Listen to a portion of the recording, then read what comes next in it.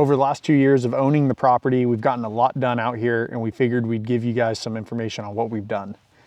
Back in April of 2024, we started looking at the property and ended up closing on the property in May of 2024. First thing we did was start to clear the property. The property was extremely overgrown with underbrush, dead oak trees, pine trees, just a mess of overgrown vegetation. Not to mention also summer was coming, which meant it was going to be a major fire hazard. So the first thing we knew we had to do was clear the property. During the summer, because burning is an issue here in California, we had to find a unique way to get rid of some of the vegetation without burning. So we ended up hiring a guy to come and masticate the property. He came for 2 days, and I would say he cleared about 3 to 4 acres. One issue that kind of came later on that we found was that mastication doesn't get rid of everything. It just knocks it down and makes it a little easier to wrap your head around what needs to get done. But we've had a lot to clean up from that, but it definitely gave us a good head start. After clearing it as much as we can, we had to drill a well.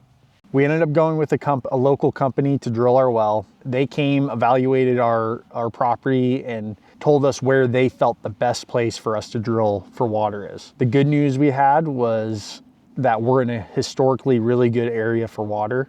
When we bought the property, we took a huge risk because there was no access to city water here and there was no pre-existing well. So we bought a bare vacant property without truly knowing that we were going to hit water.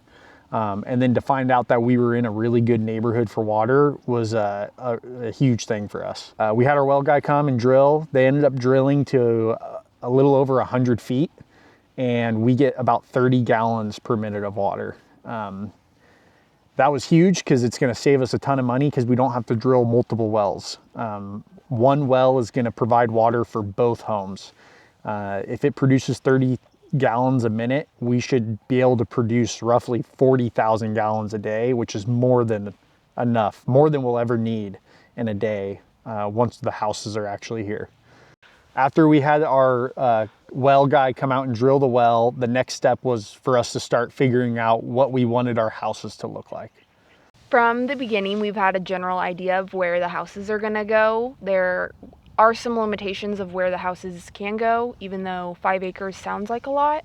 We have easements, overhead lines, the creek, just things that we had setbacks to. One of the first things we did was starting to look at house plans, and we didn't really have an idea of where to even start with that. So we just went online and found a few that we liked. One unique thing about our situation is this is one parcel.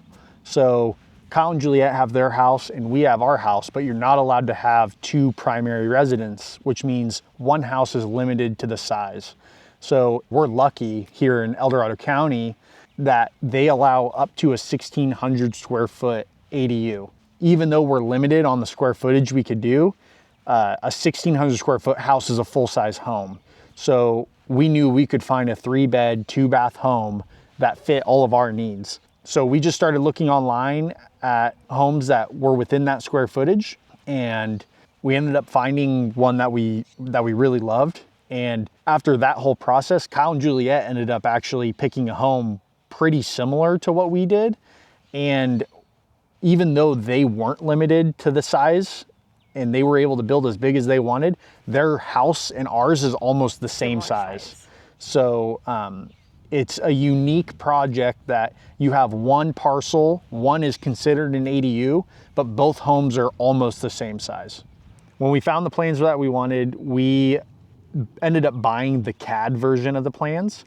Which was a little bit more. It was more expensive, but CAD software allows you to manipulate the plans if you want to.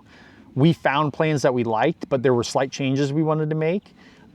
Mine and Kyle's uncle has access to CAD software, so we decided to buy the CAD version of our plans, and we made slight changes to the plans that made it more of what we wanted. In the next video, we'll be sharing everything that happened here in 2025. Welcome to Oak Ember Ranch.